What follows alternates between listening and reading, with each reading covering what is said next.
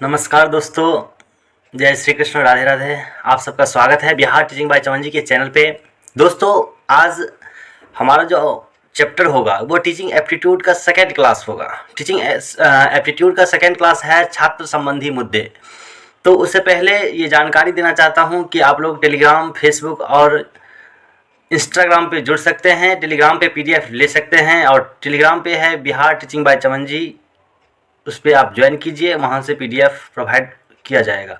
दोस्तों, बिना देरी के हम आते हैं नेक्स्ट कि बिहार BEd में जो पूछे जाने वाले टीचिंग एप्टीट्यूड के ये चैप्टर हैं छात्र संबंधी मुद्दे, उसका अध्ययन करेंगे। सबसे पहली बात ये होती है कि छात्र संबंधी मुद्दे में शैक्षणिक व्यवस्था क्या होती है।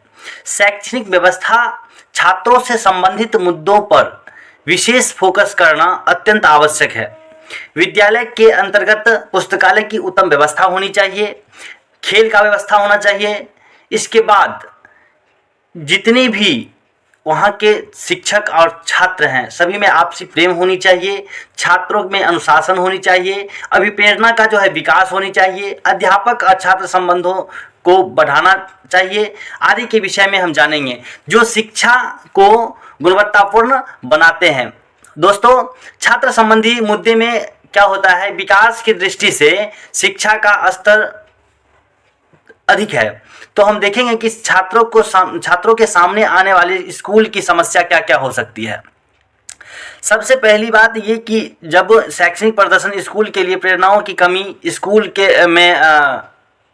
के काम में नुकसान या साथियों शिक्षकों के साथ खराब संबंधों के रूप में दिखाया जा सकता है। तो कहने का अर्थ यह है कि विद्यार्थी क्या होता है कभी कभी कि शिक्षक से ना प्रश्न पूछ पाते हैं, शिक्षक से डरते हैं। ऐसा नहीं होना चाहिए। शिक्षक का और छात्र का व्यवहार दोनों का आपसी प्रेम बना रहना चाहिए। तब क्या होता है, छात्र की समस्या क्या क्या होती है। छात्र यहाँ कुछ समस्याओं का सामना करते हैं। जैसे देख सकते हैं आप कि कुछ अपने परिवार, दोस्तों और पालतू जानवरों को घर से बाहर रहने के बाद उन्हें याद करते हैं। नेक्स्ट देखेंगे कि कुछ क्या करते हैं, कुछ छात्र खुले तौर पर अपने माता पिता का समर्थक मानते हैं, तो कुछ अपने माता पिता को अपनी भावनाओं के बारे में नहीं बताते हैं। कुछ छात्र अपने शिक्षक के पढ़ाने की विधि शैली को नहीं अपना पाते हैं और कुछ जो है उसमें कठिनाई की सामना करते हैं। कुछ छात्रों को अपनी कठिनाइयों को अपने शिक्षक के में से साझा करने में कठिनाई होती है, लेकिन कुछ छात्रों को लिखने एवं पढ़ने के कार्य के में जो है कठिनाई नहीं होती है। अब देखिए नेक्स्ट कि कुछ छात्रों को समय पर अपनी फीस देने में कठिनाई होती है। बहुत से छात्र को अपने स्कूल के अव्यवस्थित पुस्तकालय, शौचालय आदि से समस्या होती है। अध्यापक छात्र का संबंध, देखिए हम पीछे बताए थे ना कि अध्यापक और छात्र का संबंध मैत्रीपूर्ण होना चाहिए। कि अध्यापक जो होते हैं विद्यालय के आत्मा होते हैं। अध्यापक अपने शिष्य के लिए मित्र और मार्गदर्शक भी होते हैं। वह उन्हें सुझाव तथा प्रेरणा देते हैं। नेक्स्ट देखिए कि अध्यापक की भूमिका क्या होती है। अध्यापक छात्रों में अधिगम के प्रति रुचि जागृत करते हैं एवं अध्यापक जो है विभिन्न रूप में अपनी भूमिका अदा करता है। इसके बाद व्यवस्था के रूप में अध्यापक का क्या कर्तव्य है। एक व्यवस्थापक या प्रबंधक के रूप में अध्यापक को पाठ्य चर्चा का क्या करना चाहिए, नियोजन एवं तैयारी करवाना चाहिए। समय सारणी नहीं, दृश्य श्रव्य सामग्री, पाठ्य सहगामी क्रियाकलाप का आयोजन करना होता है, जिन्हें दैनिक, साप्ताहिक और मासिक, वार्षिक आधार पर कार्य किया जाता है। इसके बाद देखेंगे समय समय पर छात्रों की उपलब्धि का जो है मूल्यांकन करना होता है, साथ ही उनकी कमजोरियों तथा शक्तियों का भी पता लगाना होता है, मतलब शिक्षक कार्य है। नेक्स्ट देखते हैं कि मानदंड निर्माता के रूप में अध्यापक का क्या कर्तव्य है। एक मानदंड जो होता है निर्माता के रूप में शिक्षक को छात्रों के सामने उदाहरण पेश करने होते हैं। उसे कुछ मानदंड स्थापित करने होते हैं और उसे उनको व्यवहार में लाकर दिखाना होता है शिक्षक को। इसके बाद सुसाध्य के लिए सुसाधक जो होते हैं उसके लिए अध्यापक का क्या कर्तव्य है। अध्यापक एक सुसाध्यक है। वह छात्रों की सहायता एवं मार्गदर्शन के रूप में कार्य करते हैं। उनके कार्य निष्पादन के लिए उचित उपाय अपना सकते हैं, वह विचारशील एवं सहयोगी हैं। दूसरी बात, उनकी इस प्रकार सहायता करता है कि वे अपने काम स्वयं कर सके। मतलब कहने का शिक्षक जो है बच्चे को प्रेरित करते हैं कि बच्चा अपना काम स्वयं कर सके, जिससे कि वो आगे भविष्य में अपना जीवन बना सके। दूसरी बात ये कि एक पहलकर्ता के रूप में शिक्षक की क्या भूमिका है। तो पहलकर्ता के रूप में अगर शिक्षक की भूमिका देखी जाए तो अध्यापक छात्रों के लिए मार्गदर्शक के रूप में कार्य करते ही हैं, शिक्षण के नए तकनीकों का भी विकास करते हैं, जिससे क्या होगा कि छात्र नया चीज आएगा और उसे जानकारी होना चाहिए। दोस्तों क्या होता है कि जब शिक्षण का नया तरीका आता है और बच्चे उस शिक्षण को अपना लेते हैं, तो इसमें शिक्षक की बहुत बड़ी योगदान होती है कि जो बच्चे को सिखाते हैं। आइए नेक्स्ट देखते हैं कि शिक्षक उन्हें उन साधनों का पता लगाने में मार्गदर्शन करता है जिसके द्वारा वे नए ज्ञान की प्राप्ति कर सके। हम मोस्ट इंपॉर्टेंट इसीलिए लिख के दिए हैं क्योंकि इसमें तो है बहुत, लेकिन जो मोस्ट इंपॉर्टेंट मुझे लगा हमने उसे नोट करके एक बना लिया PDF। आपको पढ़ाने में मुझे कठिनाई नहीं होगा तब। दूसरी बात, अभिप्रेरणा क्या है। देखिए, अभिप्रेरणा का मतलब होता है मोटिवेशन। अभिप्रेरणा का जो शाब्दिक अर्थ होता है कि बालक के व्यवहार को संचालित करने वाली शक्ति का बोध होता है। मतलब कहने का अर्थ, अतः यह कहा जा सकता है कि अभिप्रेरणा वह आंतरिक शक्ति है जो अपने उद्दीपनों का परिणाम होती है। मतलब आपको काम करने की जिज्ञासा को बढ़ा देती है, वही अभिप्रेरणा है। दूसरी बात कि यहाँ अगर वैज्ञानिक के दृष्टिकोण से देखें, कौन वैज्ञानिक किसने कैसा परिभाषा दिया, तो जेन्स एवं सिप्सन ने एक परिभाषा दिए हैं कि अभिप्रेरणा एक जो है प्रक्रिया है जिससे सीखने वाली बालक को अब आंतरिक शक्ति अथवा आवश्यकताओं उसके पर्यावरण में विभिन्न लक्ष्यों की ओर निर्देशित करती होती है।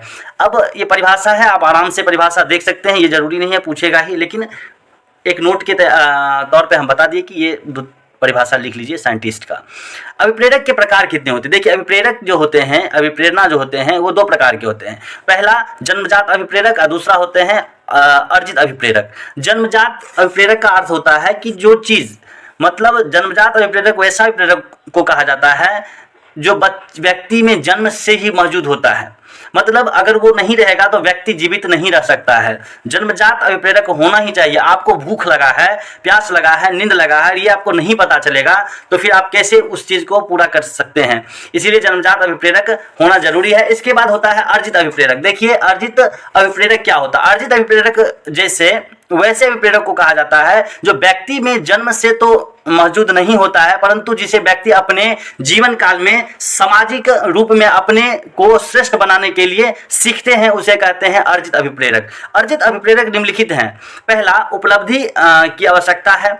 इसमें तात्पर्य यह है कि अभिप्रेरक ऐसे अभिप्रेरक से है जिससे प्रेरित होकर व्यक्ति अपने कार्य को इस प्रकार या इस ढंग से करता है कि उसे अधिक से अधिक सफलता मिल सके। मतलब उपलब्धि की आवश्यकता जो होती है उस प्रकार से विद्यार्थी करता है जिससे उसे सफलता मिल सकती है। दूसरी बात, मोटिवेशन का एक होता है संबंधन की आवश्यकता।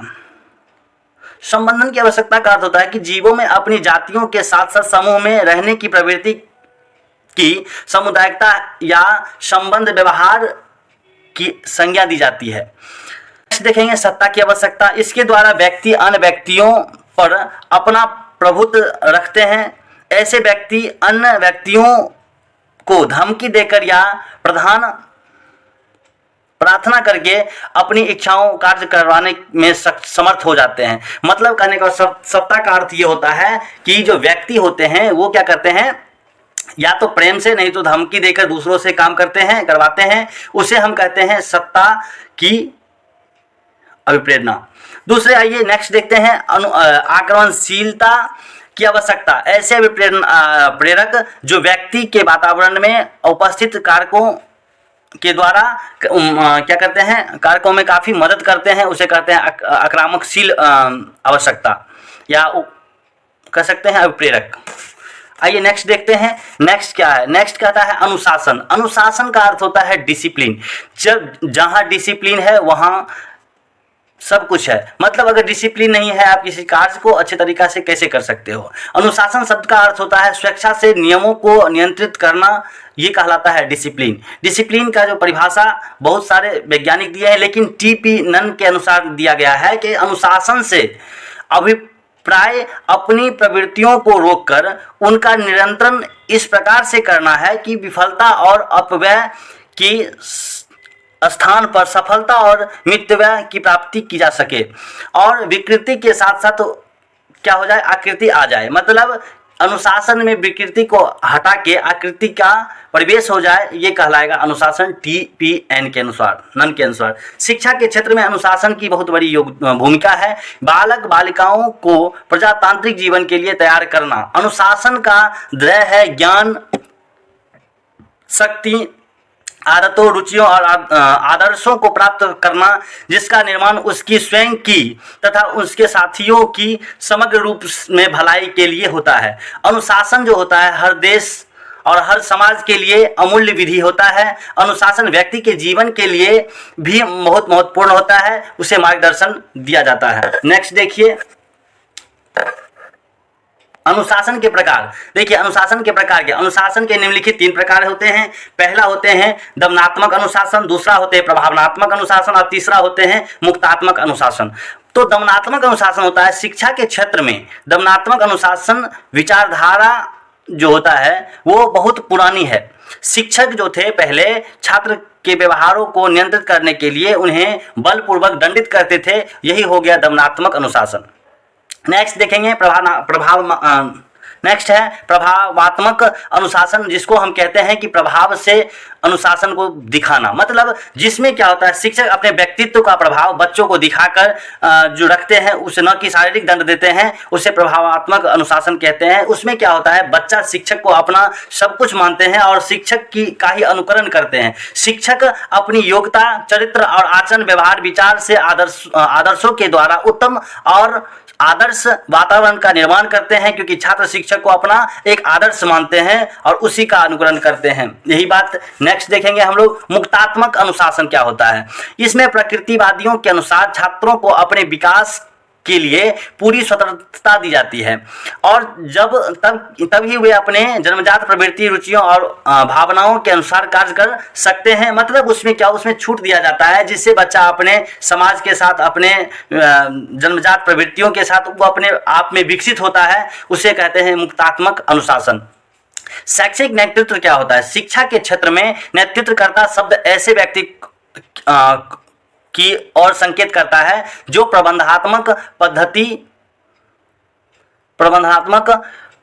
पदवी पर हैं। जैसे क्या होता है विश्वविद्यालय के कुलपति के बाद कॉलेज के प्रधान अध्यापक, विभाग के प्रमुख और संस्था के निर्देशक, विद्यालय के प्रबंधक और विद्यालय के पर्यवेक्षक, ये सभी क्या होते हैं, एक नेतृत्वकर्ता होते हैं। कुंटज और डोनाल्ड के अनुसार कहा गया है कि सामान्य लक्ष्यों की प्राप्ति में व्यक्तियों को अनुगमन करने के लिए प्रभावित करना नेतृत्व है। शैक्षणिक नेतृत्व के लिए आवश्यक गुण क्या क्या होते हैं। एक प्रभावशाली नेतृत्व के लिए निम्नलिखित प्रमुख गुण का होना अत्यंत आवश्यक है। पहला देखेंगे हम लोग कि पहला गुण बौद्धिक कुशाग्रता, शक्ति, कल्पना। दूसरा आत्मनिर्भर। तीसरा कल्पना। चौथा नैतिक जागरूकता। पांचवा समय का उत्तरदायित्व। छठा संयम निर्वाह। इस तरह से देखते हैं। आदर्श चरित्र होना चाहिए, जनसंकट पर लोकप्रियता होना चाहिए, प्रभावात्मक जो होता है प्रभावात्मक शारीरिक गठन होना चाहिए। नेक्स्ट देखेंगे शैक्षणिक नेतृत्व का कार्य क्षेत्र। शैक्षिक नेतृत्व के कार्य क्षेत्रों में निम्नलिखित 6 क्षेत्र होते हैं। पहला देखते हैं कि कार्यों के लिए उद्देश्यों को निश्चित करना। दूसरा नीति निर्धारण करना। तीसरा कार्यों का निश्चय करना तथा उसका प्रारूप तैयार कर देना। नेक्स्ट देखेंगे प्रशासनिक कार्यों तथा उनके ढांचे में समन्वय करना। प्रभाव तथा संचालन का मूल्यांकन करना। शिक्षा विकास हेतु सामाजिक नेतृत्व के साथ मिलकर कार्य करना, ये सभी आते हैं।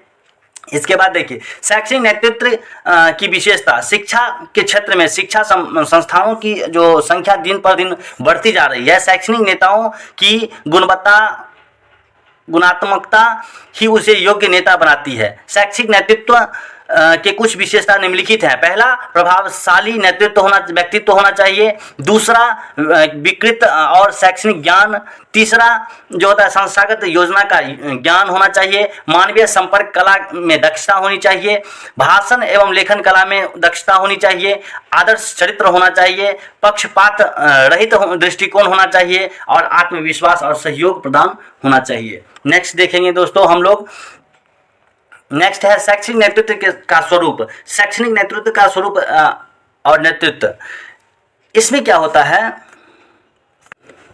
इसमें शैक्षणिक नेतृत्व का स्वरूप जो होता है, शैक्षणिक नेतृत्व का स्वरूप नेतृत्व की प्रकार पर निर्भर करता है। पहला होता है, इसके प्रकार जो है मुख्य हम लिए हैं। पहला, निरंकुश नेतृत्व। दूसरा, नौकरशाही नेतृत्व। तीसरा, चमत्कारी नेतृत्व और चौथा है सेवक नेतृत्व। बारी बारी से देखते हैं कि नौकरशाही नेतृत्व क्या होता है। नौकरशाही नेतृत्व के संबंध में कहा जाता है कि वे किताबों के अनुसार कार्य करते हैं। ये मशीन तंत्र के समान कार्य करते हैं। जहां अत्यधिक मात्रा में मुद्रा आवश्यकता हो वह नेतृत्व क्या होता है, असरदायक होता है।